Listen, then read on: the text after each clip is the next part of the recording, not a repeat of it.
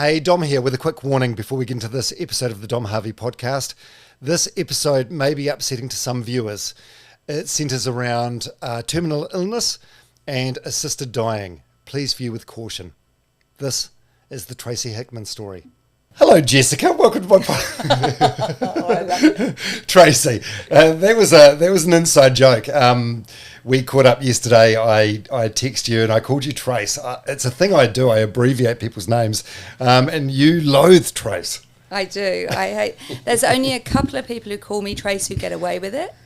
One of them, because he's always called me Trace, and I should have corrected him in the early stages, and I didn't, so I let him get away with it now. But most people who know me would never go there. And the Jessica thing, you said to me Jessica was your preferred name. Yeah, so when I was younger, I had a cat that I called Jessica, I had a VW Beetle that I called Jessica, I had a computer that I called Jessica. I wanted to be Jessica. And for a little while, I had one boyfriend, and he called me Jessica, and I kept ignoring him. It was like, well, look, if you're going to be called Jessica, you've got to actually react to the name. So I gave up on that. Yeah, I love the juxtaposition between the trivialness of this and what you're dealing with at the moment. I think it's really cool. It's cute. So first of all, let's open with a bit of context. So you're currently very, very unwell. Yeah. You've got terminal cancer, and you've executed your right to die, and you're gonna die on May 22nd, which is about 3 weeks from now. So it's I've met two doctors who've both said that I am eligible for executing the right, and I've got a meeting later today with the first doctor again. She's the one who's going to be actually helping me make it happen, and I just need to check with her that 22nd works for her as well. As long as it does, then 22nd will be the date. Yeah, so you and I know each other through running. We don't know each other particularly well, though. But we were in Boston in April last year for the marathon, and I had no idea you were sick.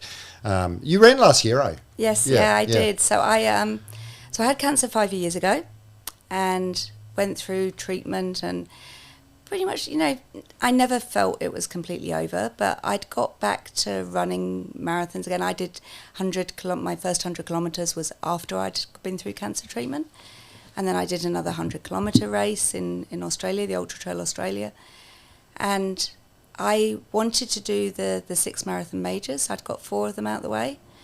And I was entered to do Tokyo in February last year, or March last year, and Boston in April last year, and those had been entered for a year. And I started to get ill in the October of 22, and I kept being told it was migraine, and I thought, well, that's not going to stop me running a marathon. So I carried on with all the plans to travel to those two. I actually got diagnosed with the cancer coming back in the middle of February last year, so I knew it was back when I did Tokyo. So I ran Tokyo Marathon. At that time, I had 2 tumours in my spine, and we thought that was going to be the extent of it. But then just before I flew to Tokyo, we found out I also had tumours in my lungs and in my chest wall, and that it was wider spread than we thought. So I was going to need to go through chemotherapy again. So I ran Tokyo, and then I flew to the UK to see my family, and we had a little holiday in Italy to go to Cinque Terre to go and see, these beautiful terraces for 5 nights with my family. And then I flew to Boston, and I ran the Boston Marathon, and I pretty much knew it was going to be my last marathon. I knew it was going to get me my 6 majors. I didn't know if I could finish the race, because I had a lumbar puncture just before I flew, and that was really painful flying. And I didn't know, we knew it was spreading quickly. I didn't know whether I'd be able to just, actually do the run, but I did, and finished the marathon. And it was a wonderful marathon. It was really lovely doing it with people who were special to me. And and I remember running down the finishing chute crying, thinking, this is the last time I'm ever going to do this. But it was okay. What a one to finish on. And then really bizarre. So I worked 10 years for Abbott Laboratories, who sponsor the World Marathon Majors. I worked for them in Germany for 10 years. And the people giving the 6-star medals were all Abbott employees. And the woman who gave me the medal, she said something, and I said, are you German? And she was German. We'd worked together in Germany when I worked in Germany. How bizarre is that? So she gave me my medal, and I'd worked with her in Germany in the German Abbott offices. Crazy. Know. It is. It's remarkable. Yeah. Hey, just get that microphone a little bit closer to your face. For anyone that doesn't know what you're talking about with the World Marathon Majors, it's a series. There's 6 of them, right? So there's New York, London, Boston, Chicago, Berlin, and Tokyo. Yeah. And I'm a 6-star finisher. Once you've done all 6 of them, you get this big giant medal, which is an ugly piece of silverware, but it's very, very expensive. It's big. It's big. It's impressive. Yeah. So, you and I are in a group of maybe 400 New Zealanders, I don't know, that have got these medals. Yeah. That's cool. Yeah, it was an exciting achievement. And it was I got back from doing the marathon on the Friday. I remember landing at 6 a.m. and at 10 a.m. I was in the scanner having a CT scan. And then on the Monday, the chemo started. So it was straight into it. Wow. And you're a tough bitch as well. Yeah. You told me you told me yesterday. We'll unpack the whole Tracy Hickman story, but you told me yesterday that your pain level at the best is a constant 4 out of 10. Yeah. And for you to say 4 out of 10, for a normal person that would be excruciating because you're. With the running stuff you've done, and it's a remarkable journey, especially since you're quite a late starter. You started sort of mid. I was 42 when I did my first marathon. So I think it's just worth mentioning this because your ability to cope with pain and even put yourself in the pain cave is incredibly high. Yeah, it's a high bar. Okay, so first of all, May 22nd, 2024. If everything goes exactly the way you hope, how will that day look? It will hopefully have some chocolate for breakfast because I'm a real chocoholic and I'm not going to miss out on that. And then we're going to go to a beach with the people I really love, with my sister and her husband, my niece, my partner, and a few close friends. And I'm going to listen to the waves, see the sea, and I will die. And I just feel such a huge relief that I'm going to be able to do it in that way. It's going to be a very gentle way to die. It's the minimum amount of pain that I could have, in order to achieve that. Somewhere beautiful. Hopefully, I'm online going to have a few close friends and family as well. I'm originally English. And there are people in the UK who aren't able to come and make the trip, but I'm hoping to have them online. And I feel I've been given this massive gift. I feel privileged. In the last few months, I have said goodbye to so many people. How many people get a chance to do that when they pass away? And so, just feeling very fortunate to be in the position I'm in, and that in New Zealand we have the ability to do this. It's been very interesting over the last week to find out some people don't even realise that it is legal here. And I know it's up for review at the end of the year, and I'm very much hoping it gets renewed. But it's a really, really privileged. What attracted you to exiting on your own terms? You're a control freak? An absolute control freak, and the side effects from the treatment have been horrendous. Particularly in the last year. I'm not the person I was, and I don't want to with further medication and treatment, I could probably be around for a while longer, but I don't just want to exist. I don't just want to live, and I don't want to have to deal with the pain and the incontinence and not being able to travel and all the other stuff that goes with it.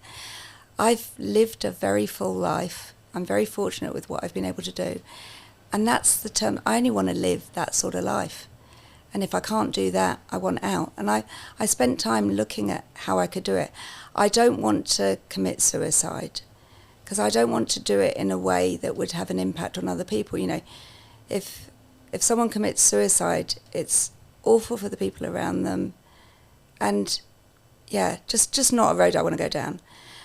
Another way to do it would be to voluntarily stop eating and drinking.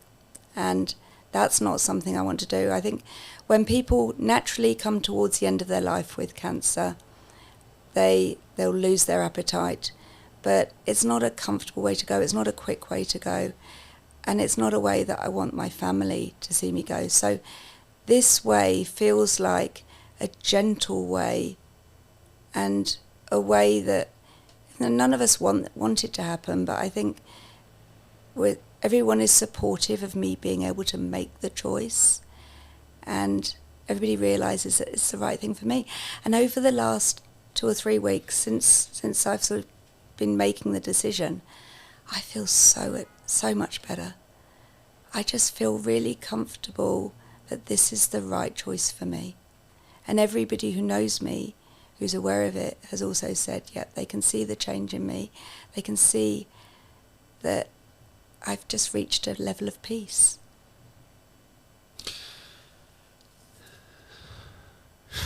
It's a lot to take in. It is. Sorry, I'm really it's sorry confronting. that yeah. And I'm really comfortable with it. I've talked about it a lot, so I can talk about it without being in floods of tears. I'm sorry if that it does have an impact on you. If you need a hug, shout. But yeah, I came around to your place yesterday. We caught up yesterday, and you told me the date, and I found that quite, I don't know, confrontational, I guess. And I started. I'm hoping now it is going to be that date. Yeah. And I've got a problem if it isn't, because it feels like half my family have got birthdays in May, and so I can't do it on someo's birthday. So I've had to make a list to work out what the dates I can't do it. There's not that many left, so. All right. Okay. We'll go back further, and then we'll do a full circle, and we'll cover this stuff off again. But first of all, who is Tracy Hickman? Yeah. Who am I? I'm sitting opposite you. I'm 57 years old, originally from the UK. Lived in New Zealand for 20 years. Do you want me to talk about my childhood a little bit? It was a really shit childhood. I think that's interesting, in particular. Like the Trace that I know, it's you're a tough bugger. You're very stubborn. I know this by some of the running events you've done, which are just wild, and we'll get into that. And you were a late starter to the sport. So reflecting on your early years, like where do you think that comes from? I think that tenacity. I think because it was rough. My father was a gambler. He was a lovely man, but he was very weak, and he was a gambler. And my mother had some awful mental health issues. She was not a lovely woman.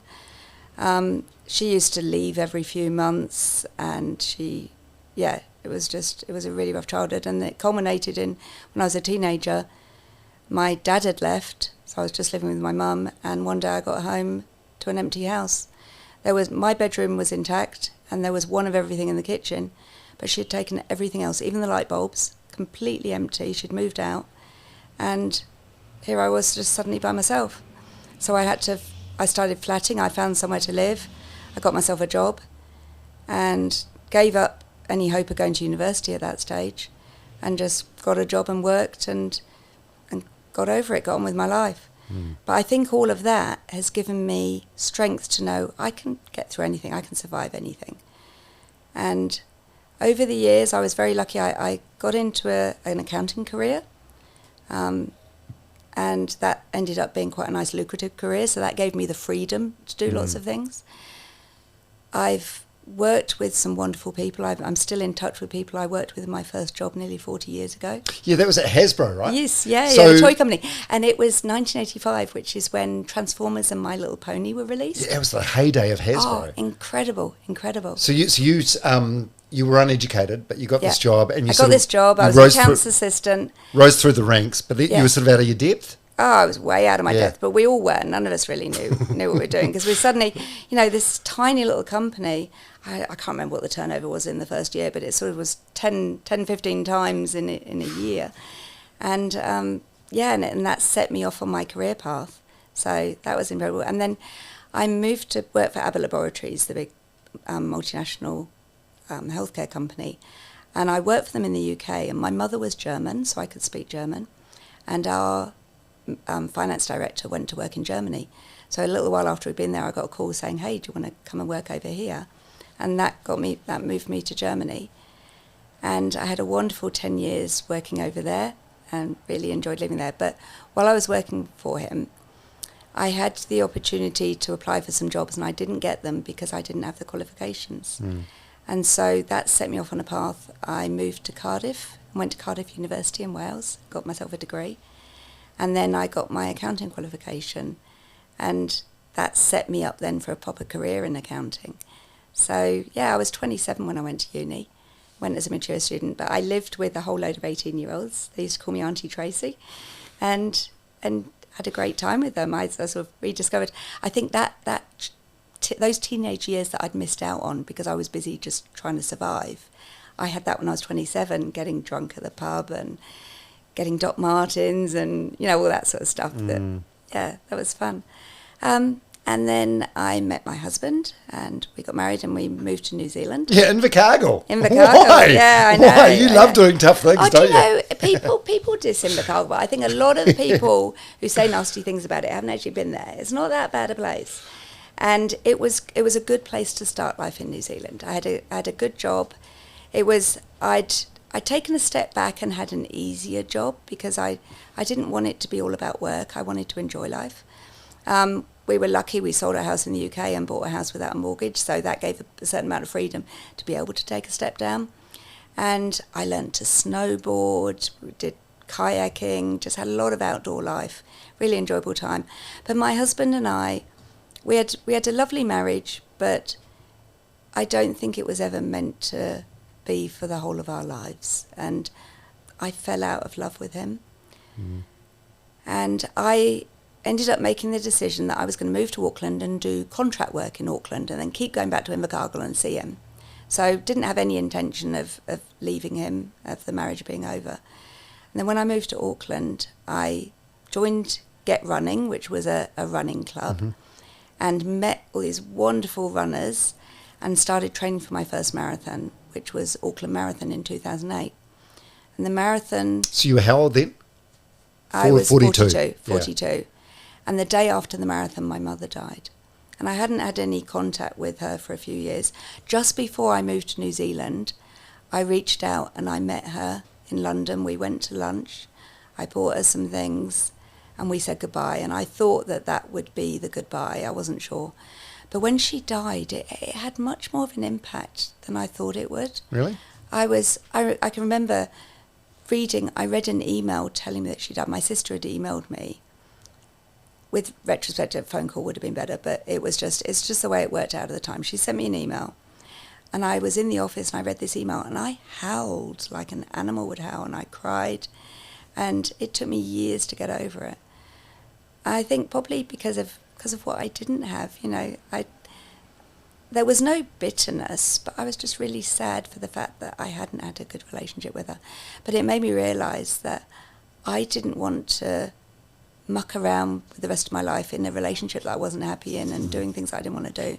So split up with my husband, and you guys didn't have any kids, eh? No kids. No. So it was easy. Was Was that a choice, or it just didn't work out that way? Yeah, choice. I didn't think I'd be a very good mother, and there was always that danger I could have ended up like my mum, and that would have been awful for kids. And my brother and sisters had kids, so I sort of treated them as my kids, and really fortunate to have great relationships with my nieces and nephews. So yeah, and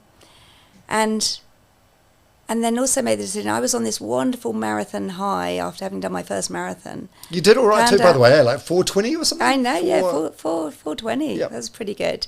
And I was, the actual time my mother died, I was sitting in a tattoo artist chair getting a tattoo of a rubber duck to commemorate the marathon. So I thought it was only going to be my one ever marathon.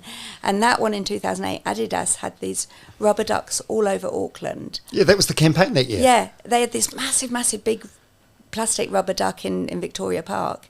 And these posters everywhere and saying, look, be a rubber duck. You can't dent them, they won't sink. So I used to run along and I used to say, I am a little rubber duck, I am a little rubber duck. And even now, times get hard, like if I'm in the chemo chair, I'd be saying to myself, I'm a rubber duck, I can get through this. And I've got this little tattoo of a rubber duck. So yeah, I was in the chair when she actually died. So when I found out, I thought, I'm not going to let this define me. I need to do another marathon and I need to keep that high.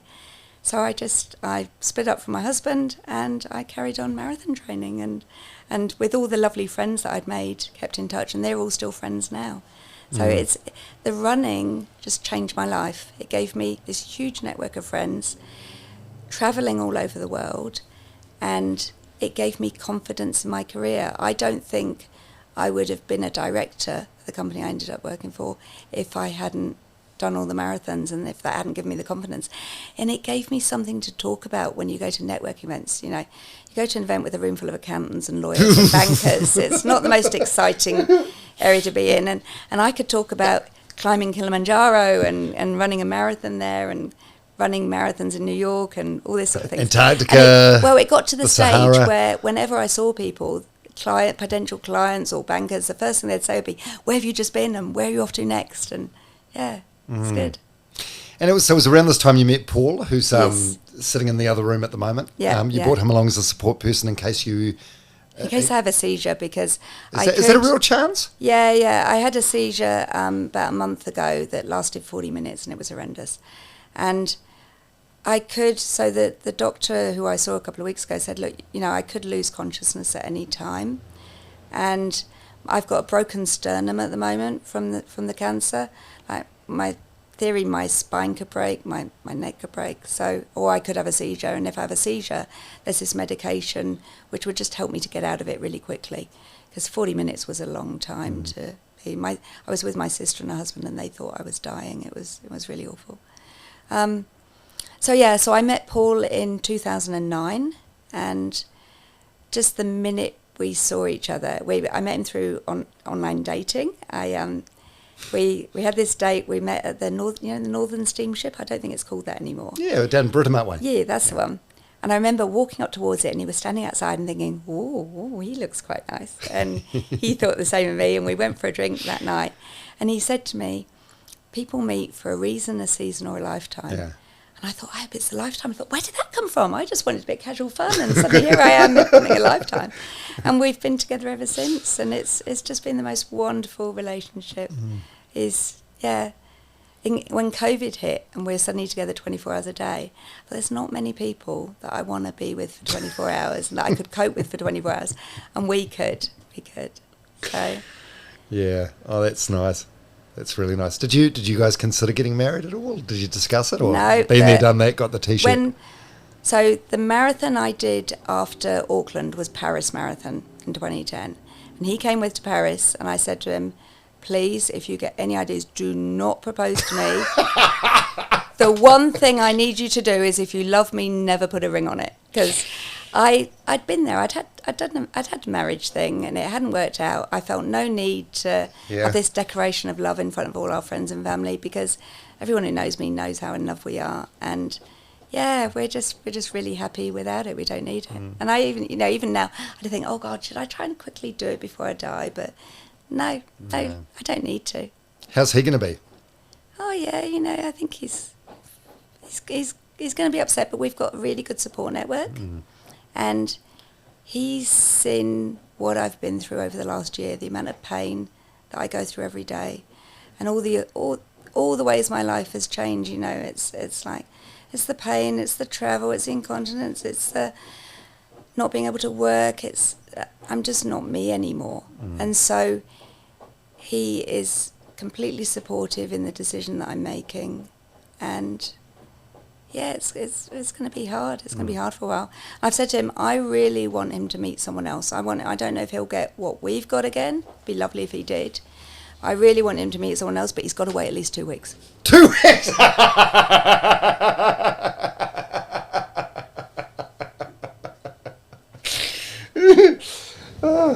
So you say you're not you anymore, and I know, like, from a physical perspective, I know you're not, and I know that must be incredibly frustrating. Like, you've got like a walker thing at the moment. I know. I've had that for a week. Well, that one we just got this morning. But 3 weeks ago, we did a walk around Grayland Park, and it was about 3.5 k's, and he couldn't keep up with me. And then 2 weeks ago, over the weekend, I had a couple of falls, and so we got a walking stick. But then I found the walking stick that I wasn't really well balanced on it. So then a friend of ours had a walker at home. She said, well, look, let's try this. And I realised, shit, I do need a walker now. And then today the walker's turned up that's foldable so we can take it everywhere. But the rate of change is crazy. Yeah, but personality-wise, though, you're the same person. Yeah, yes, you've got through this whole thing with a smile on your face. Oh, I have, and I'm really pleased that I've managed to keep my mental ability, because I didn't know there's over 30 tumours in my head, and I would currently, And you think that they'd be pressing against things and maybe changing how I feel. I think I'm probably a bit snappier sometimes than I would be, and not quite as patient. And I've been a bit tearful. But for the most part, I'm still me, and I'm able to be eloquent enough to get my opinions across. And yeah, so I'm surprised that I've managed to keep it this long. And hopefully, choosing the date was really difficult, because your inclination is to make it as far out as possible, so you've got as long as possible with the people you love. But it needs to be far enough away that I've got enough time still to do things I want to do. And we're heading to Queenstown this weekend, and we're going to Rotorua Marathon next weekend to support our running friends doing the marathon and things like that. So I think the time I've got left is going to be enough time to be able to do what I really want to do. But it needs to be close enough that if my neck suddenly breaks, or if I suddenly lose the chance to be eloquent about things, that I can still do the assisted dying. Because I have to show that I've got the mental capacity to be able to make that decision. I mean, nobody's putting any pressure on me. That's an easy one to comply with. But the doctor has to ask me, do I still want to go ahead with the decision? And I have to, when I say yes, I do, she has to believe that I've got the mental capacity to be able to. Oh, this is at the time of. At the time of. Right. Oh. So that's why I need to still be able to be me and be normal at the time of. So if you're feeling like you are now on May 21, you'll push it out or postpone it. No, I don't want the risk. I could do if I wanted to. The way I'm feeling right now is probably not, because I don't want to risk not being able to do it then. My feel is that by the 22nd of May, I will have done all the things that I want to do, and I'll be ready to go. And I may be in a position that I could hang around for a little bit longer, but what if I made the decision to hang around for another week, and then suddenly my neck broke or something, and I no longer had the mental capacity to be able to say, yes, I want to go ahead with that. Yeah. And then I'm faced with having to go in a normal way. And it could still be really quick, but I don't want to risk that. Yeah, what have... And that's my answer. So I'm having another talk to the doctor this afternoon just to make sure that my understanding of that is absolutely right. But I'm pretty sure I've got it right. What have oncologists or the experts said in terms of like time frame and things? So the first my oncologist, who I've worked with for 5 years, she had said that she didn't think I would survive past 3 months. Mm-hmm. So when we found that out about 3 weeks ago, and I was thinking, I was locked into that 3 months, thinking I had 3 months to do stuff. And then the doctor I saw a couple of weeks ago, she's had lots of experience of working with people in my situation, and she said she thought sort of 1 to 2 months, and probably focusing on that 1 month. And that made me realise that if I want to do stuff, I just need to get on to it straight away. So yeah, that's probably where I've been thinking about the 1 month. And you know, I know if I change my mind, if I want to push it out more, I could. And I could also just stop at any time. So if I decide, actually, no, this isn't the right way for me, I could just stop. There's, lots of freedom there. It's nice for you to have some of the control back. Yes. Yeah, that's the main thing. Okay. Let's focus on your running for a little bit. So yeah, first marathon at 42. That's about the same time you met Paul, and you made him run New York. I heard you sort of bullied him around New York. No, what happened was, he was a lot slower than you. He was a lot slower than me, and I did. What happened was when we met. So we met in 2009, and he was a swimmer and a cyclist and a tennis player, and I was a runner. I couldn't swim, and I couldn't ride a bike. A lot of British people can't swim. It's not particularly unusual, or ride a bike. But when I say I can swim, I didn't even want to get in the water. And a few of my friends over the years had tried to teach me to ride a bike, and they'd got me sort of on it in a straight line for a little bit, but I didn't like doing it, so I never practiced. And for all intents and purposes, I could not ride a bike. So we had a deal. I said, if you run a half marathon, I will learn to swim and ride a bike. And the bugger went and did Auckland half marathon, so I then didn't have a lot of choice. So then Auckland Council put this thing on for adults to learn to ride a bike, so I learned to ride a bike. And then I went to Tepid Baths and learned to swim, and I did something called the Try in Takapuna. It was like a 300 metres swim, 9 or 10 kilometre bike ride, and then a 3 kilometre run. Like a nice entry level event. I came last. It was first. Did you? Dead last? It was so, yeah. But hey, somebody's got to come last. And I didn't think I was, because there was someone behind me, and I thought, yay, I haven't come last. And then she was disqualified because she didn't do the whole of the run. But you know, that's all right. So he did a half marathon, and then we both entered for the pole for the no, what's it called? Not pole. You know, where you enter for the Auckland, for the New York Marathon. Oh, the ballot. For the ballot. Yeah, we entered the ballot for the New York Marathon, and we got in. It's just like incredible. So we went to New York, and he ran his first marathon there, and I ended up doing 49 kilometres because it was really cold, and he hurt himself after about 17k, so he was walking. So I was literally running backwards and forwards and skipping and going side to side, just trying to keep myself warm. So annoying. I was pretending to be a bit of pizza. There's one photo of me. What do you mean? Oh, he was desperate for pizza, and he thought that would help him through. So I was like, just pretend I'm pizza. Come on, you can do this. And then at the end of the race, I got him back to the hotel room, and I got him ice, I got him pizza. I was back and forwards everywhere, bringing him all this stuff. But he did ever so well. He did it, and then that set him off on a running career. And you know, he's just as much a runner as he's done, I think, 6 marathons, and he's done 100-kilometre race. So yeah, he's a great runner. Oh, good team, eh? Yeah. And some of the running stuff. So we mentioned at the beginning the World Marathon Majors, which you've got a 6-star finishing medal for. And there's something quite nice about that. Like when you go to any one of those events, they have like an honours board, and your name's going to be on that wall forever. Yeah. Which is pretty cool, I think. And at the moment, so I've got a friend who did Tokyo Marathon. Lisa did Tokyo Marathon, and she sent me the picture of my name on the board, which was really cool. And I've got another friend who's just done London Marathon, and she sent me the picture of my name on the board. So I'm going to, That's kind of nice. And so the World Marathon Majors, the number of people in that group is fairly small, but an even smaller group is people that have run marathons on all 7 continents, which you have done. Were you the second woman in New Zealand? Third. So Jo was second. So my friend Jo, she's an ophthalmologist, and she's a runner, and we met in 2009. I think we started running together, and we found we were the same sort of pace. We got on well. And so we started doing our training together, and then we were both looking for more from running than just entering a race. I think we wanted something that would have be a real goal. I think she was the one who found it, that there was this thing, running a marathon on every continent. So we thought, well, we'd done a couple already. Let's work towards that. And we entered for the Kilimanjaro Marathon, and then we thought, well, while we're there, we might as well climb Kilimanjaro, because it'd be a bit rude not to. And so we did that. Yeah.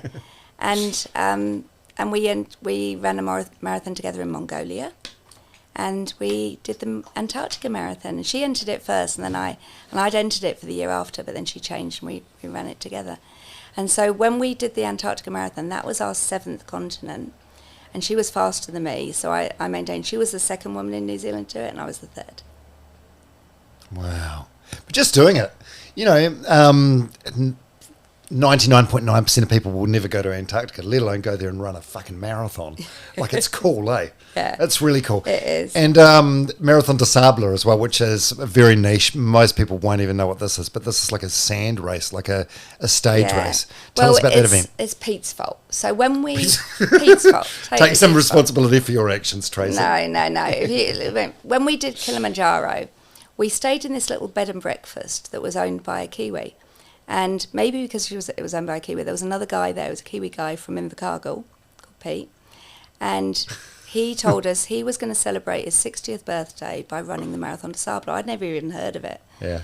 But how small is New Zealand? Talking to Pete, we realised his wife, when I left Invercargill, his wife had taken my job. The chances of that. Wow. So anyway, we didn't know each other before this time. So he was telling us about this Marathon des Sables, and we thought, actually, it sounds quite interesting. It's 250 kilometres in the Sahara Desert, and you have to yourself sort of I can't think what the word is, but we had to carry all our gear. Carry on. So everything you eat. Everything we eat, our sleeping bags, and then they put you in a tent. But it's not a tent. It's a bit of blanket with some wooden sticks. That's your tent. Like a canopy sort of thing. So you're allocated to a tent by country. So we were 4 Kiwis and 2 Aussies in our tent, I think. But we had 2 elites in our tent, which was quite cool. And so he told us about it, and we said, "Oh yeah, we'll do that with you." But it was like 2015 we met, and it was 2018 he wanted to do it. It was ages away. And then in 2016 he messaged us and he said, "Right, it's open. I'm entered." And I thought, "Oh, brother, I'm not sure I actually want to do it now." And then Joe entered, and they were sending each other messages saying, "Is she entered yet?" And Joe was like, "Oh no," and I'm like, "I am here, and no, I don't think I'm going to do it." And then I was interviewed for the Antarctica Marathon. There was a stuff article because I was doing it as a fundraiser.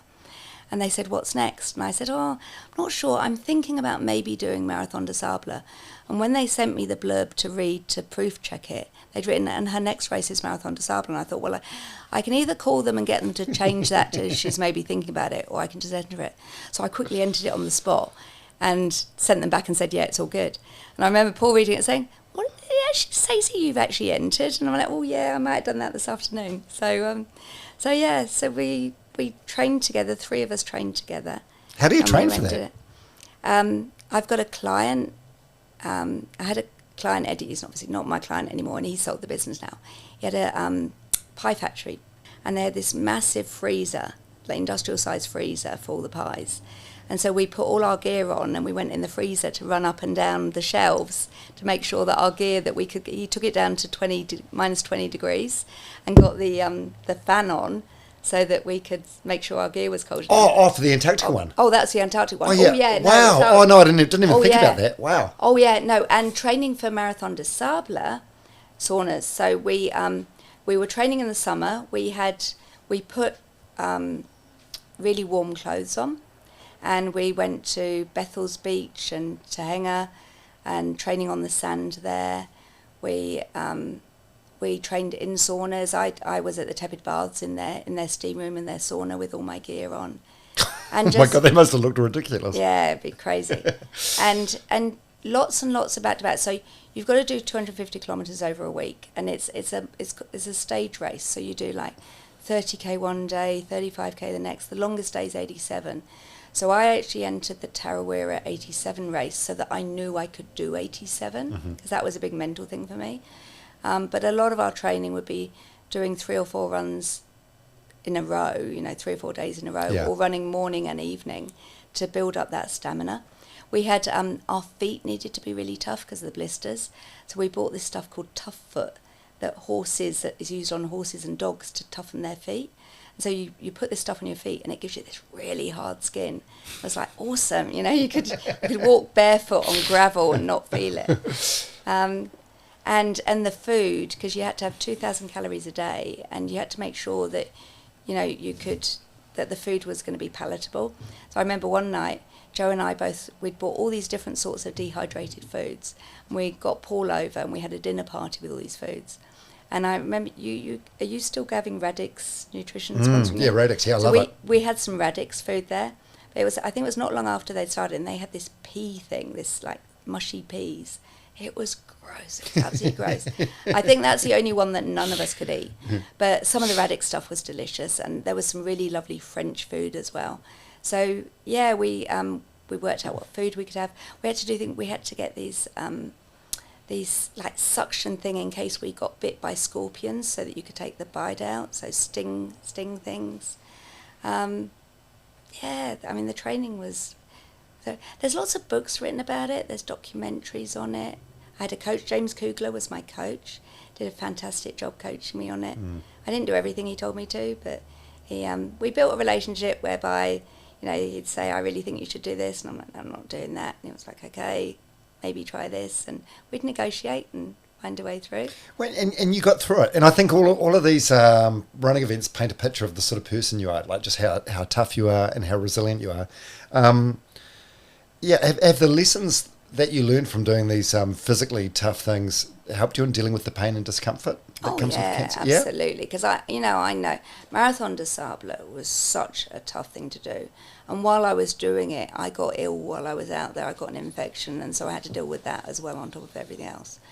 And when I had to deal with cancer, I thought I can do this. I've run in the desert. I've done marathons everywhere. When I did the marathon in Mongolia, I got food poisoning the night before. I stopped throwing up at 10 o'clock and the alarm went off at 2 to get up and run this race. It took me 10 and a half hours to do the marathon. I was just in such a bad place. But I did it. And so all that stuff shows you, you can, all you've got to do is be strong enough to suck it up. Pain is weakness leaving the body, and all those little mantras to yourself, and just do it. So I never had any doubt that I could get through the treatment. What I don't like is where I've ended up. Like, I think one of the biggest ones is not being able to travel, and it's so wrong. There's a problem in New Zealand. If I lived in Australia or in the UK with stage 4 cancer, I could get travel insurance with medical cover, even with stage 4 cancer. And if I had that, I wouldn't be here right now. I'd be in Croatia or Costa Rica or Chile or the Stands, all these places that I still wanted to go to. But in New Zealand, we cannot get travel insurance for stage 4 cancer patients. You could up until COVID hit. Then when COVID hit, the one company that was doing it pulled out. And that's wrong. That's really wrong. I contacted the companies that do it in Australia and the UK. I said, look, I've got contacts in the insurance industry here from my professional career. Can I help you set up over here? There are people who want to do it. It could be lucrative. We're willing to pay a lot of money for travel insurance, but you can't do that. And that's one of the toughest things, not being able to travel. Yeah. You showed me something yesterday, which I actually found this quite upsetting as well, even though it's a beautiful thing, and it's just an example of the profound impact that you've had on the running circles that you move in. The blanket that was given to you as a gift. Rag, yeah. Yeah. I should have bought that today. How do you describe that? It's so it's a quilt. One of the women in our running club does a wonderful job of quilting, Jennifer, and she made a quilt of everybody contributed a T-shirt that was important to them, or a medal ribbon, or a buff, some piece of material that was important to them, and she's put them all together in a massive quilt with a blanket on the back, and then there's actually a letter on the back that they've all signed, and they've said it's from our running club for me to feel that they're with me when times get tough. And for the last couple of weeks, pretty much every night I wake up at about 2-3 o'clock in the morning, and when I wake up at that time I'm always in pain, and I have a little cry just to let the emotion out and get it out of my system a bit. And I take morphine, and the morphine makes me cold. So I put that blanket on me, and I just feel like everyone's hugging me. It's so special. And so for the last year, that blanket has been giving me comfort.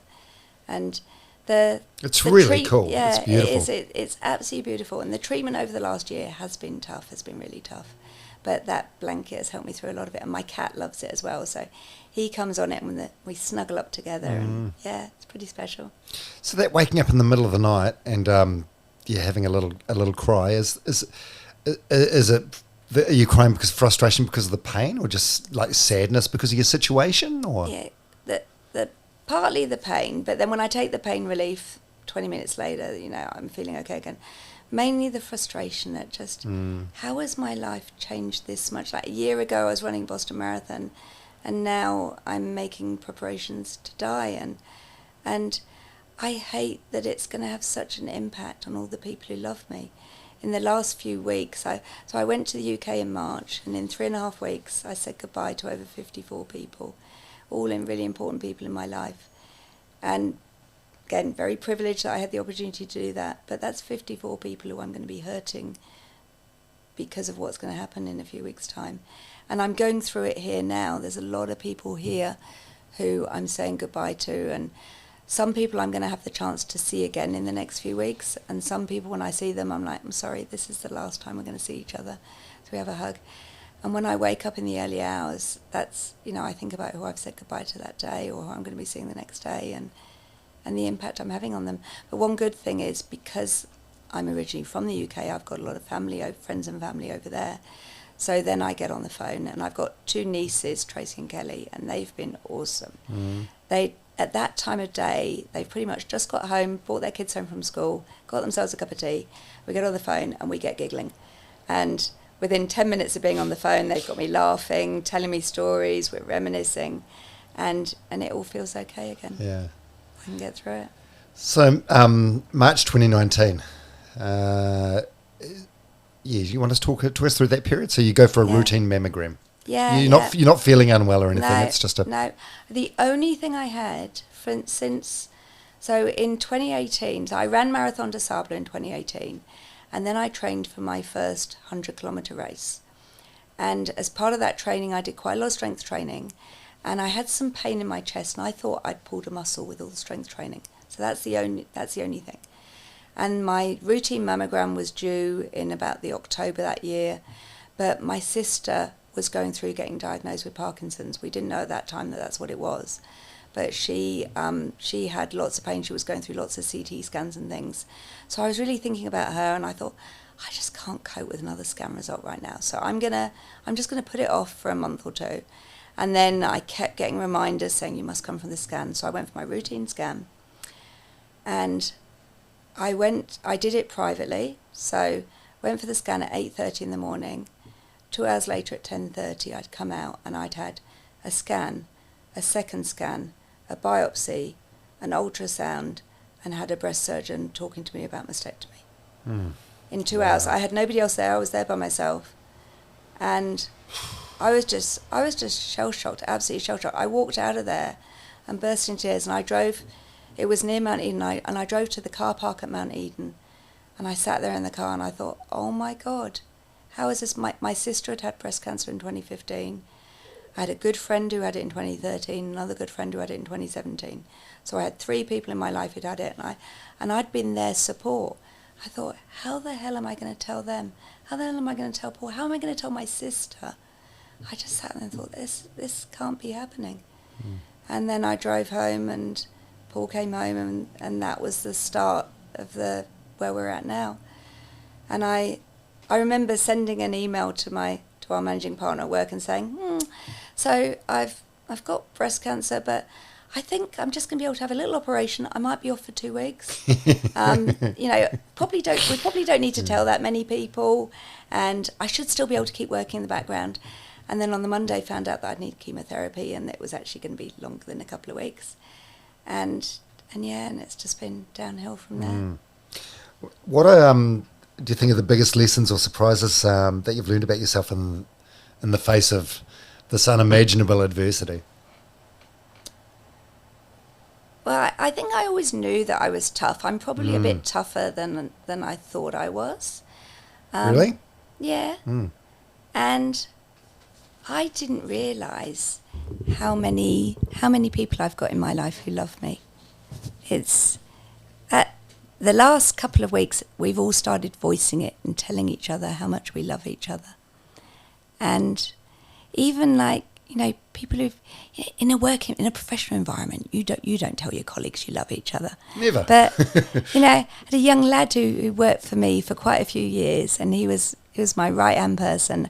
I did well in my job because of his help. And we told each other we loved each other. And it's really special. It's actually voicing it. I just didn't realise how much of that. And I didn't realise what an impact I'd made on other people's lives. Yeah, one thing I've noticed, we've been talking for 48 minutes now, and something that you've mentioned a few times is just almost like the guilt or the sadness you feel about how other people are going to feel once you're gone. It's very selfless. Yeah, I guess. I mean, if I could have started over my career, I would have chosen to be a nurse or a policewoman or something like that, where I could have been helping people, because that's what I would have loved to do. I ended up in a career where I ended up helping people anyway with, helping their businesses survive and that sort of thing. But I've always, wherever I've worked, I've gravitated towards mentoring the young ones. Yeah. My clients and young ones at work often call me Auntie Tracy, and just being there for people. Maybe it's because I didn't grow up with a situation where I had a really loving family. I mean, my sister has always been incredibly loving and looked after me, but I missed out on having family looking after me like in that way. So maybe that's why. But being able to care for other people and love other people is something really important to me. Yeah, you've done so much bucket list stuff, like some of those runs. Actually, your bucket list, for a lot of people listening to this or watching this, would sound like their nightmare. But you've done so much stuff that's, I guess, on your bucket list. Is there anything that you really wanted to do that you're not going to get the chance to? Yeah, the countries to go to. I would have loved to go to Machu Picchu and to Croatia. I would have, if I hadn't been ill. So Jo, my running friend, has gone on. She's done the miler at Tarawera. Wow. Miler, by the way, 100 miles, so it's like 160 Ks. And when she did the 100K, she did it in 17 hours and it took me 24 hours. We used to run together all the time. If I hadn't had cancer, I would have probably been closer to her in 17 hours. So that's the impact that the cancer had on me. And I couldn't hope to do a miler. I would have loved to have done a miler. And I've got a good friend, Rachel, who's going to be doing the miler next year. And we had dinner this week and we were both crying about the fact that she's going to have to do it by herself, and I would have done it with her. And that hurts, knowing that I can't help her through that. Hopefully she's going to feel that I'm with her, but hey. So yeah, doing a miler would have been a really awesome thing. And seeing just being part of friends' lives, seeing them achieve things. And, like a FOMO aspect in a way. Yeah, seeing the little ones grow up. I've got 4-year-old and 8-year-old great nieces and 15-year-old and a couple of 17-year-olds. Seeing them meet people, have children, get married, make success of their careers, all of that, miss out on all of that. Yeah. Just life moving on, I guess. And growing old with Paul, we had plans to grow old together. And I always said to him, like, I wanted to be with him for 50 years, and we were 42 when we met, so that was going to be a bit of a stretch. But I said, when we're in our early hundreds, like 105, 106, and we've had enough, we are going to go out with a splash. Because I said I wanted to get in a helicopter, and I wanted to go over a volcano, and I was going to push him out and then jump in after him. He's always been a very extreme murder-suicide. Yeah, he's always been a bit scared of that. So this weekend we're going to Queenstown. He's never been in a helicopter before. We're going to Queenstown, and we're doing a helicopter ride, and I think he's excited about it now. I think in a normal situation I probably wouldn't have got him in there, because I think he's always thought about my threat of the volcano. Wouldn't that be a way to go, though? Oh my God, very dramatic. Although apparently we caught up. We went to Sydney last weekend and we caught up with some friends to say goodbye over there, and they said it was physically not possible, that I wouldn't have been able to push him out of the helicopter because of the aerodynamics of it or whatever. So my plan wouldn't have worked anyway. I don't know. I feel like if there was a way to do it, you'd figure it out. Are you still well enough to enjoy these things in the last few weeks? Like the trip to I mean, Queenstown Sydney, we were really lucky. We went to Bondi and we spent the day in Bondi. It was the day before the awful events of Bondi. But we spent a whole day at this beach club. It's like a bit like an RSA. Oh, icebergs. That's it, icebergs. Yeah, with the swimming pool. Yeah, not the flash bit, no, the bit where you can just go and have fish and chips and stuff. We spent about 4 or 5 hours there, and it was lovely. So yeah, enjoyed that. And in Queenstown, we're going to go to a nice restaurant, book some nice accommodation. Going to enjoy when we go to Rotorua next weekend for the marathon. We're going to see our friends do the marathon, and a big group of us are going to go to that new spa that's opened up on the waterfront. So I'm hoping we're going to enjoy that. So I can go along and enjoy these things. In the background, there's always a level of pain, and I also have to just manage my energy levels. I forget that life has changed and that I can't do what I think I can do. So a lot of it is sort of Paul saying to me, "Come on, I think you need to take a lie down or take a break." Yeah, because as someone that's been... and also the steroids. Oh my gosh, the steroids are having an impact on me and are speeding me up. No business. We were in the supermarket on Wednesday and he was like, "Can we stop? I need you to slow down." I feel a bit guilty that I'm making him do that. Oh my God. You're not even a coffee drinker. No. Yeah, steroids. Are you scared? Do you have any fears? I'm a little bit scared just of something going wrong, of it not being of the control freak in me not being able to get it to go exactly as I want it to go. The actual death itself, I don't think I am anymore. I think I've reached a place where no, I think if it's as gentle as they say it's going to be, and you know, it's 2 or 3 minutes. Even if that is 2 or 3 minutes of pain, that's not long to have to deal with. But by all accounts, that's not going to be a really painful thing.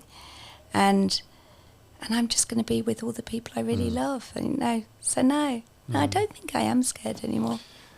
I think I read somewhere that the last thing that goes is in terms of your senses is your hearing. Yeah. So it's a bit ironic, really, since the chemo destroyed my hearing. All right.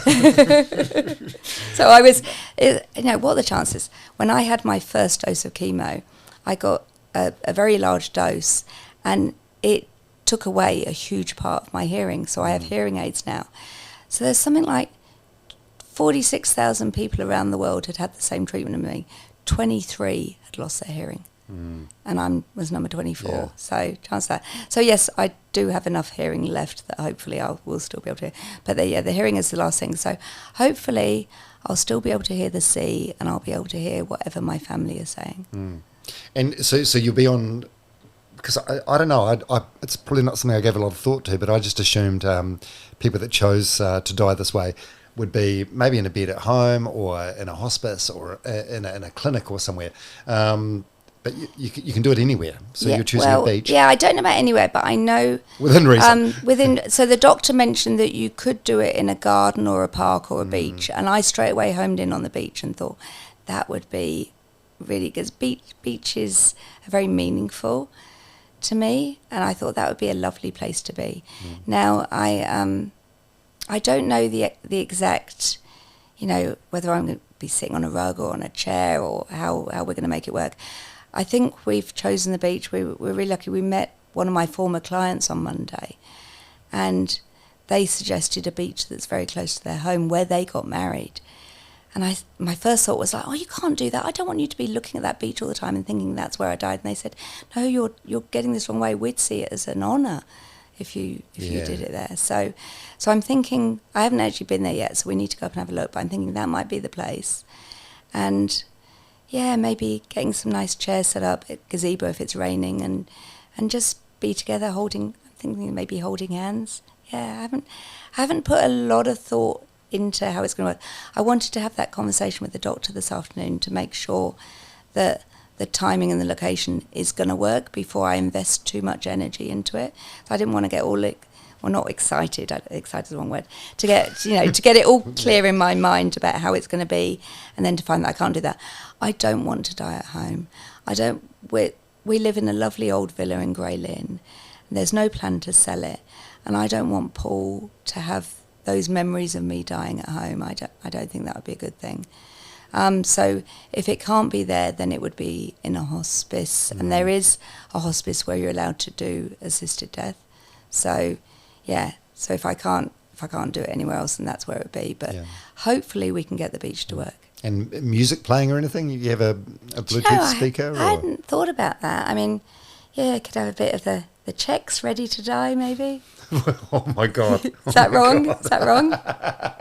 Hey, it's your send-off. I wouldn't go with Staying Alive, because that would be a bit too. I love Queens of the Stone Age, and there is a Queens of the Stone Age song saying, I'm going to leave you. So yeah, I have to put a bit of thought into that. Yeah. Maybe no music. Actually, the more I'm talking to you, maybe I'm thinking no music. And it might be quite nice, just the sound of the waves crashing. And yeah. And any regrets or anything you do differently?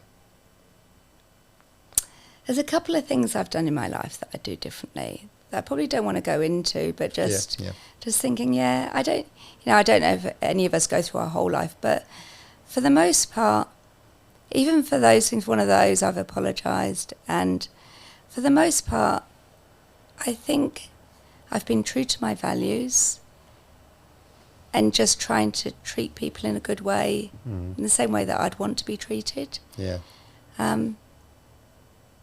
I wish my relationship with my mum had been different, and it's not a regret on my side, and I don't know if there's anything I could have done to make it different. I think Dad needed to be stronger, and she would have needed some help with the mental health issues, and that maybe she could have been, and for want of a better word, normal mother. But then my whole life could have been really different. If that had happened, I might not be the strong person that I am. And I might have just ended up living a really normal, boring, ordinary life. And as it is, I've lived such a full life. I've had so many adventures.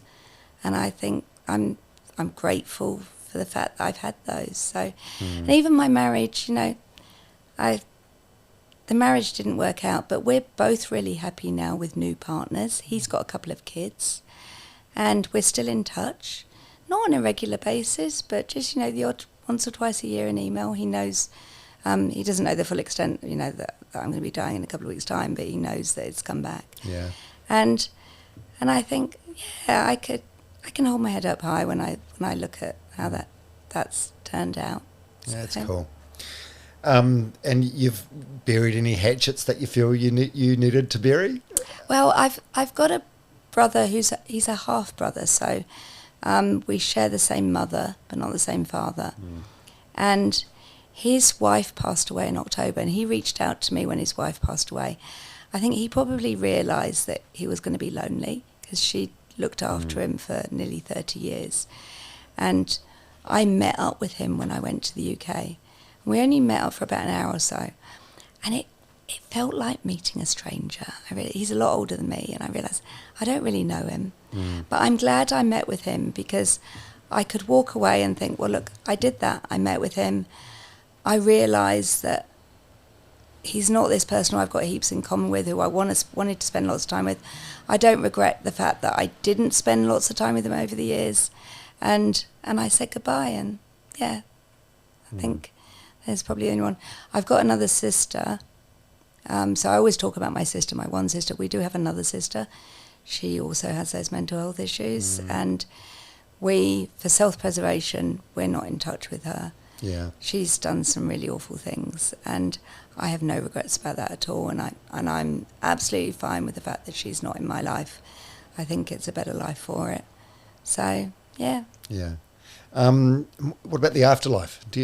Are you an atheist? Yeah, I don't believe in God. I don't know what's going to happen. Increasingly, I'm thinking maybe there'll be a bit of spirit or something. Maybe people will feel I'm with them. I've got one niece she does a lot of work in Antarctica.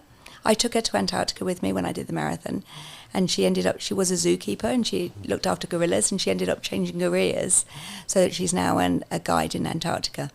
Wow. And she said often she'll take necklaces with her, and her necklace will move, or I can't remember the exact story. I think she read that like a necklace can be moved by someone. And so we have this deal that if she sees her necklace moving, it means I'm with her and I've moved her necklace for her. So, that's cool. Little signs. Yeah. But for the most part, no. I don't. Once you're gone, you're gone, like a computer? Yeah, I think once you're gone, you're gone. I mean, I've got a few friends who believe in reincarnation. And if that is a thing, I would love to come back as something really caring. Like a Jessica, perhaps. A Jessica, yeah. And be a Jessica. Yeah. What are some things that you thought were important, but now you realise they weren't? Oh, stuff. My God, I've spent the last year getting rid of stuff. Shoes. I had 104 pairs of shoes. That's not including boots or running shoes. That's just, dress shoes. And the amount of stuff that I had, I've given it all to charity shops. The running gear I had, I've given a lot of that to my fellow runners. And that's been a nice thing, because they've said that they're going to think about me when they wear it when they run. But all that other stuff, it's just crazy. And I think we forget how important relationships are.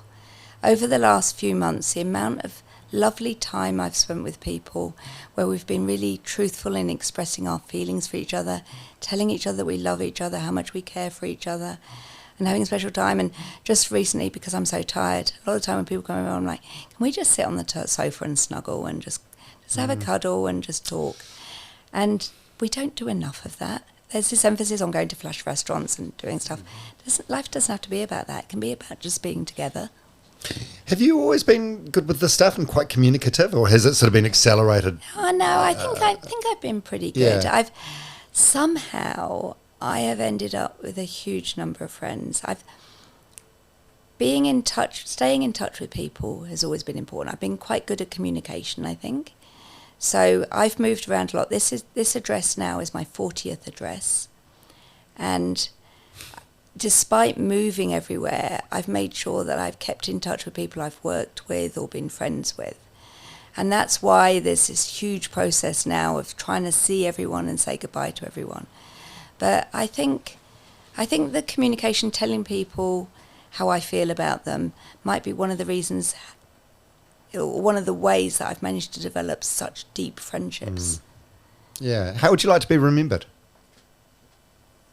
Hopefully as someone who made a difference in people's lives. I don't know, is that a bit too big, boastful? Well, no, it's your story. Yeah. It seems like you feel embarrassed about saying that out loud. I was just, as I was saying that, I thought, oh gosh, that's probably a bit too tall poppy. Well, geez, if you can't say it a few weeks out from your death, when can you say it? Yeah, I think that's a very, very reasonable expectation of how to be remembered. Yeah. I had a guy around the other day, a guy called Dougal Allen, who's like a multi-sport legend, and he's currently in Team New Zealand. He did one of those God Zone events a few years ago with Richie McCaw and his team. And he said during one of the nights, like night 3 or night 4 or whatever, of this 5-day event, they come up with little games to try and keep each other awake. And Richie McCaw asked everyone in the team 3 words for how they'd like to be described at their funeral. Yeah. Can you think of 3 words? Oh gosh, sprung that one on me, didn't you? Not one to spring on someone with chemo brain.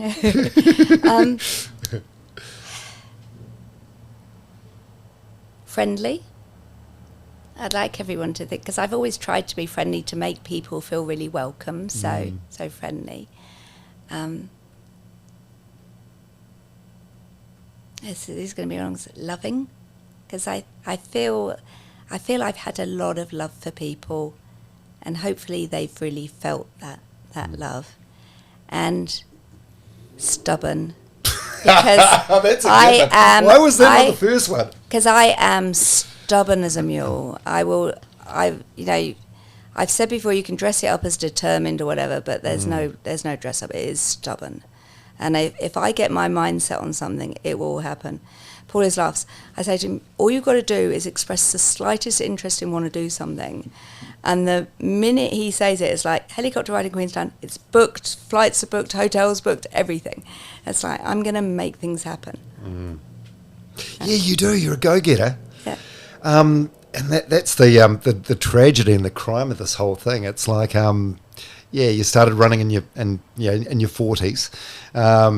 When you got the diagnosis, you were the fittest you'd ever been in your life. The top 1% of fitness for people in your early 50s, and this should be the time of your life where you're coming into your own. You know, and I want you've been robbed. I want a legacy from this. Like, what are the good things that come out of it? Well, when I went through cancer first time round and all my treatment, I did some articles that were on Stuff about the importance of exercise and cancer, because I think people are scared of going out and exercising when they're going through cancer treatment, but it's so important.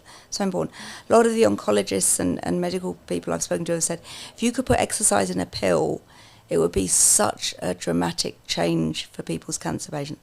Well, now I feel, because I want to be really open about the decisions I've made about going through the assisted death, then maybe I could have a bit of a legacy in helping people understand that that it is a thing. There's still people who don't realise it's legal in New Zealand, that it's coming up for review at the end of the year to make sure that it definitely gets through again, but to get people talking about it, because it was really hard when I was going through. I'm lucky at the moment that the Guardian newspaper in Australia and in the UK has had a whole series of articles about assisted death, about about ways to do it, like getting the whole family together rather than just being one person and a doctor, of getting people together and having it as a bit of a celebration of your life to go, rather than being this secretive thing. Getting people talking about it. And if by being public about this now, I can get someone else talking about it, talking to their family about it, or someone else considering it as an option of something that they're willing to voice out loud, then I think it's worth it. Yeah. Oh, you're a good advocate. Why do you think it is so controversial? I think because people link it with suicide, and it's not. It's not. Suicide, in my way of thinking, I think suicide can be a really tragic thing where people are ill. People who are committing suicide are ill. And it's not a choice that they're necessarily making. But the assisted death is actually a real privilege. And it's a way to take control back. When you get cancer or you get a disease, your control is taken away from you, and you lose a part of yourself. And to be able to be given that control back is huge, and to be able to make a decision, to be able to die in a painless way with people you love. Well, I think people often say we do that for animals. If our animals starting to die, I don't think it's a really good comparison, but I don't necessarily want to shoot you if you break a leg. Yeah. But I know what you mean. But it is, we wouldn't let an animal go through immense pain, and yet in some countries humans are. And why is it such a battle? We have a right to life. Why don't we have a right to death? Yeah, also you're an incredibly proud person, so if you want to leave and you've remembered a certain way, then I think that's your decision. Yeah, exactly. Yeah. What would your message be for anyone watching this who is not staring death in the face, but is perhaps not living their life to the full? Oh, do something every day that makes you happy. That's something that I've done pretty much for the last 5 years since I got diagnosed. And sometimes that's something that makes me happy is going and having ice cream or have a bit of chocolate. But sometimes it's do something nice for somebody else, or going to, ticking off that bucket list. I'm lucky because of the career that I've had enough money to be able to tick off the bucket list. Not everybody does, but it doesn't mean you still can't, go for a nice walk or something. So it doesn't have to be expensive stuff. It's being true to yourself, but doing more things that make us happy. I think that's something that's really important that not enough of us do. And being really honest with the people in your life. And what would your final words or message be for people who love you? So something that they can come back and watch or listen to, whenever they want, whenever they're having a sad day. I'm so sorry that this has happened, that I'm leaving them. I really am. I love them all so much, and I'm gutted to be leaving them. It's too soon. I want another 50 years with them. But I don't want another 50 years of me just sitting there existing. I need to do it on my own terms. I've got to do this now. I know it's the right thing for me. They all know it's the right thing for me. It doesn't make it easy. For my sister particularly, Linda, I love her so much. And it's just, I hate what I see this is doing to her. But we've got to do it, and we love each other enough. I think, it's that, what's the song, if you love someone, set them free, and she knows, she loves me enough that she knows this is the right thing for me. And Paul, I'm so sorry. Is there anything else that we haven't touched upon today that you'd like to? No, I think we've covered a pretty wide area. On the day itself, I'm going to have a relatively small group of people with me, but I've got time in the lead up. As much as I can, I'm happy to answer questions, get people talking about it, to try to help people going through the situation, because I know I need to be careful. in how I spend my energy, and I want to spend as much time as I can with the people who are really important to me. But if I can do something to raise the awareness more, I think that would be a really good thing.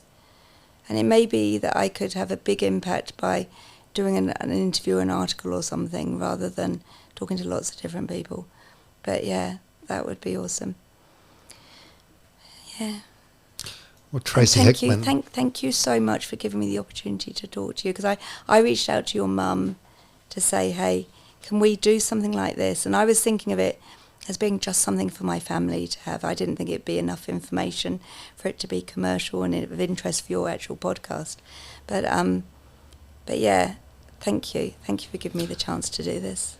Oh no, you're welcome. Thank you for the opportunity to do it. I mean, yeah, death is one of the certainties of life, isn't it? Yeah, it's something we're all going to face, yet it's something that we're all terrified of, and it's kind of taboo to talk about it in a way. So thank you for shining a torch, in particular on the assisted dying thing. Yeah. Yeah, Tracy Hickman. It's been a fabulous life, way too short, but I hope it's a fabulous death as well, because you deserve nothing less. Thank you.